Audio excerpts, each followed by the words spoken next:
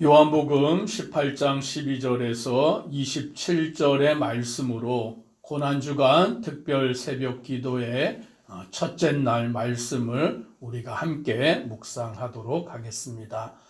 오늘 본문의 말씀에는 예수 그리스도와 베드로에 대한 말씀이 교차하여 나오고 있습니다.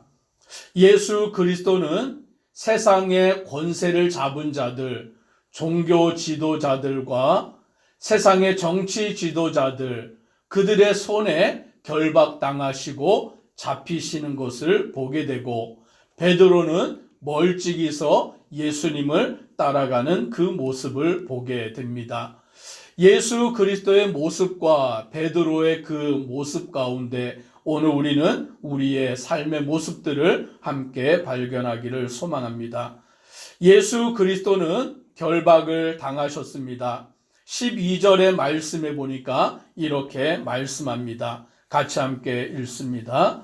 이에 군대와 천부장과 유대인의 아랫사람들이 예수를 잡아 결박하여. 오늘 예수를 잡는데 누가 와서 예수를 잡았냐면, 오늘 말씀에 따르면 군대와 천부장과 유대인의 아랫사람들이라고 말하고 있습니다. 여기서 말하는 군대와 천부장은 로마를 뜻하는 것이죠. 당시 천부장은 1000명의 군인들을 통솔하는 그와 같은 지휘권을 가진 자들입니다. 이 군대가 그리고 유다의 아랫사람들, 즉 종교 지도자들의 아래에 속하 있는 사람들이 와서 지금 예수를 잡아다가 결박하고 있음을 보게 됩니다. 이것은 얼마나 충격적인 사건입니까? 하나님의 아들이신 예수 그리스도께서 인간의 손에 의해, 그것도 군대의 손에 의하여 붙잡혀 결박을 당하고 있는 것입니다. 그런데 우리는 이 사건 가운데서 이것이 철저히 하나님의 구속의 계획 가운데 이루어진 것임을 알 수 있게 됩니다. 왜냐하면 예수님께서는 도망치다가 잡히신 것이 아니라, 피하여 숨다가 잡히신 것이 아니라, 두려움 가운데 떨다가 잡히신 것이 아니라, 예수님은 스스로 그들에게 자기 자신을 내어주셨기 때문입니다. 오늘 하나님의 때가 이르렀을 때에, 예수님의 십자가에 달려 돌아가실 때가 이르렀을 때에 예수님은 도망치지 아니하고 피하여 숨지 아니하고 자신을 그들에게 내어주시는 것을 보게 됩니다. 가룟 유다가 예수님을 배반하여 사람들을 이끌고 와서 예수님을 잡을 때에 예수님은 그들에게 대답하시기를 내가 그니라. 오늘 그들이 나사렛 예수를 잡으려고 왔을 때 예수님은 도망치지 아니하고 내가 그니라 라고 스스로를 자기에게 내어주신 것입니다. 즉 예수님은 능력이 없어서 잡히신 것이 아니라 하나님의 뜻에 순종하기 위하여 자기 자신을 스스로 내어주셨는 줄 믿습니다. 오늘 이것을 통하여 우리는 구속은 하나님의 주권 가운데 이루어지는 것임을 알게 되는 것입니다. 사람들이 자기의 능력과 권세로 예수님을 잡고 자기의 능력과 권세로 예수님을 심판하는 것처럼 생각하였지만, 오늘 하나님께서는 우리의 죄를 대속하기 위하여 그 사랑으로서 예수 그리스도를 이 땅에 보내셨을 뿐만이 아니라 십자가에 죽기까지 내어주신 것입니다. 그러므로 우리는 우리의 구원은 하나님의 영원한 계획과 주권 속에 이루어졌음을 믿습니다. 오늘 이것이 하나님의 은혜이며 하나님의 사랑이신 것입니다. 예수님은 그 사람들이 예수님을 잡아다가 행하는 그 일들이 불법적인 것을 알고 계셨습니다. 당시 예수님을 잡는 방법도 그렇고 예수님을 신문하는 것도 그렇고 모든 것이 불법적으로 이루어진 것입니다. 오늘 말씀에 보면 13절에 이렇게 말합니다. 먼저 안나스에게로 끌고 가니 안나스는 그 해의 대제사장인 가야바의 장인이라라고 말하고 있습니다. 오늘 여기 보니까 안나스라는 사람도 나오고 가야바라는 사람도 나오는데 이들이 누구냐면 대제사장인 것이죠. 그런데 유대 법에 따르면 당시의 대제사장은 한 명만 있어야 됩니다. 한 해의 대제사장은 한 명만 서야 되는데 당시의 대제사장은 가야바였던 것이죠. 그런데 가야바의 장인이었던 안나스라는 이 사람도 대제사장인 거예요. 그래서 예수님을 잡았을 때에 그 사위인 대제사장인 가야바에게 먼저 끌고 간 게 아니라 누구에게 끌고 갔냐면 안나스라는 이 대제사장인 가야바의 장인에게 먼저 끌고 갔던 것이죠. 유대 법에 따르면 안나스는 대제사장이 아니에요. 그런데 그들은 안나스에게 먼저 끌고 갔다가 신문을 하고 그리고는 그 다음에 사위 대제사장인 가야바에게로 끌고 가는 것을 보게 되는 것입니다. 이들은 자기들이 세워놓은 법을 하나님께서 세워주신 그 법을 스스로 어기는 자들로서 오늘 예수님을 잡아다가 신문하고 있음을 보게 되는 것입니다. 또한 이들의 신문은 정당하지 아니합니다. 왜냐하면 유대법에 따르면 사람을 신문하고 심판을 하려고 하면 증인이 있어야 되는데 그 증인도 한 사람의 증인으로 안 되고 2명 이상의 증인이 있어야만 그 사람을 재판할 수 있는 것입니다. 그런데 당시에 예수님에 대하여 그 일을 증언하는 사람이 없이 예수님을 잡아다가 예수님을 끌어다가 신문을 하고 있는 것을 보게 되는 것입니다. 정당한 재판이 아니었던 것입니다. 그래서 예수님은 그들에게 말씀하시기를 20절로 21절에 이렇게 말씀합니다. 같이 함께 읽습니다. 예수께서 대답하시되 내가 드러내놓고 세상에 말하였노라.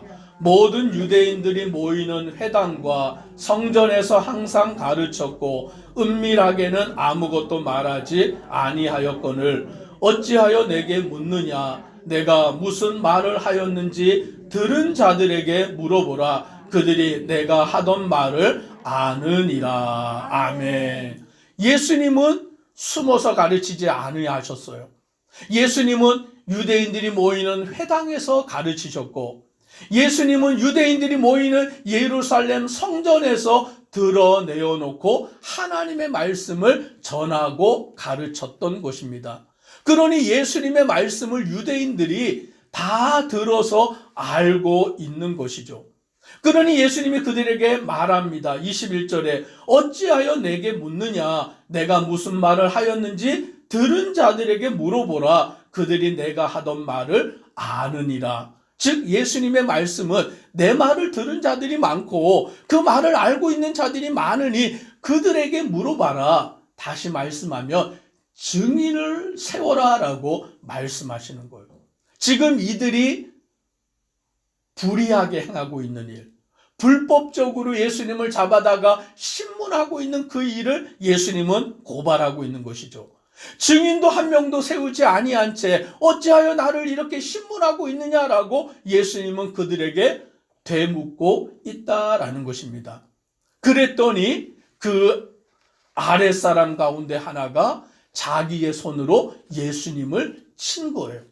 오늘 말씀에 보면 어떻게 쳤는지 나오지 않지만 자기의 손으로 예수님을 쳤으니까 손바닥으로 예수님의 뺨을 때렸을 수도 있고 아니면 주먹을 쥐고 예수님의 얼굴을 때렸을 수도 있는 것입니다.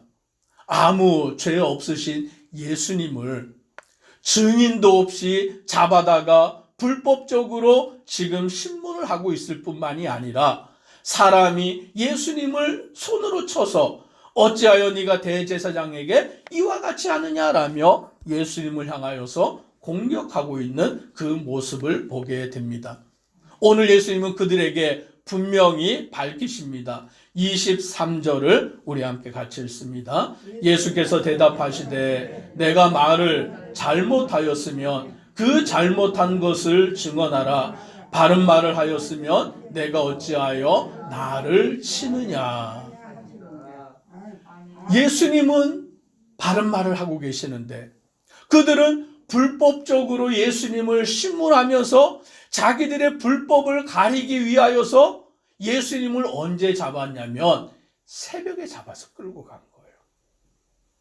우리도 재판을 언제 합니까?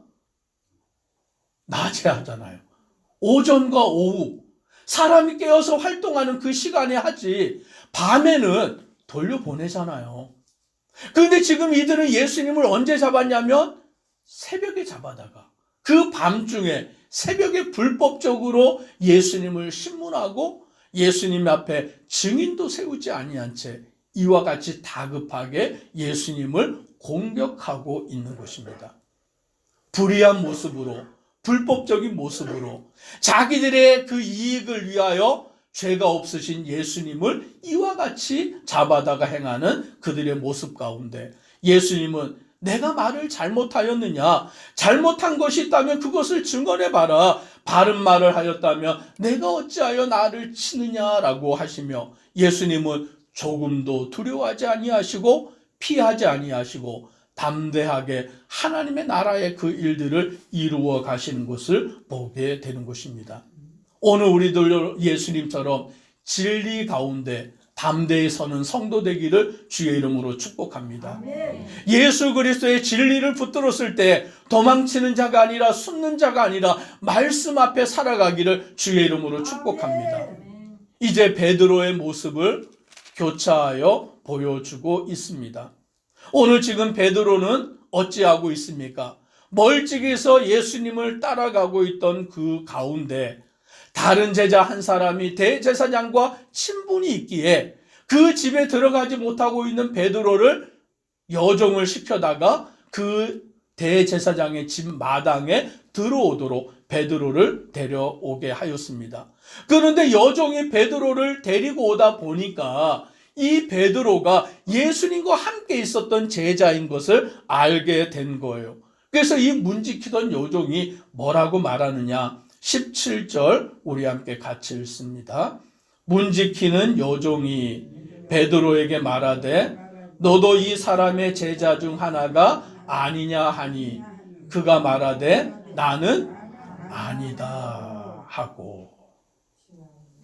베드로는 멀찍이서 예수님을 따라가다가 문지키는 여종이 베드로를 데리고 들어가다가 너도 이 사람의 제자가 아니냐, 제자 중에 하나가 아니냐라고 묻는 그 질문에 나는 아니다라고 말해요.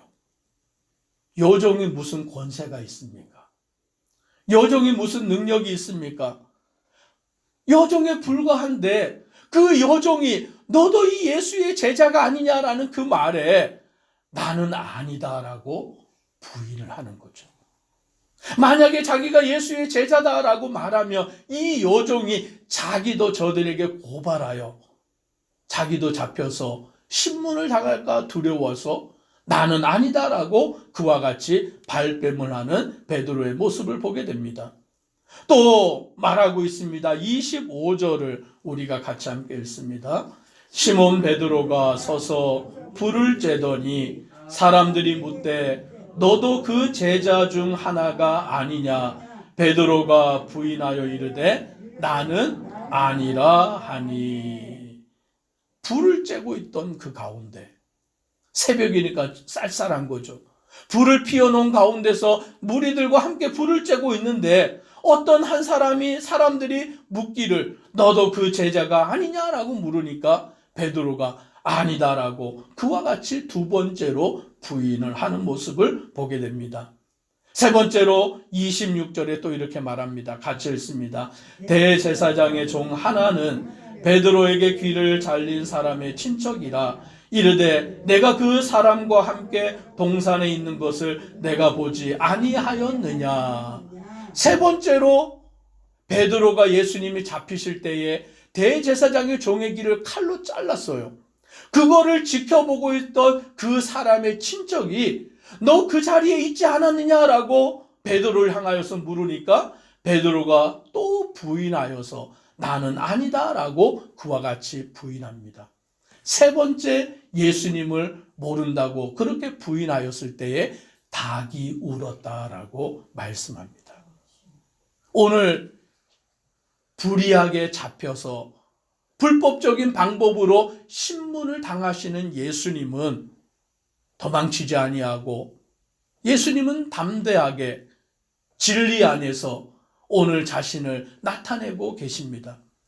그러나 예수님이 제자가 되어서 그것도 수제자가 되어 주님을 따르던 베드로는 자기도 잡혀서 그와 같이 신문을 당할까 봐 두려워서 3번이나 예수님을 모른다고 부인하며 나아가는 것을 보게 됩니다. 오늘 이 새벽에 우리는 주님 앞에 어떠한 자로 서 있는가 우리 자신을 돌아보기를 소망합니다.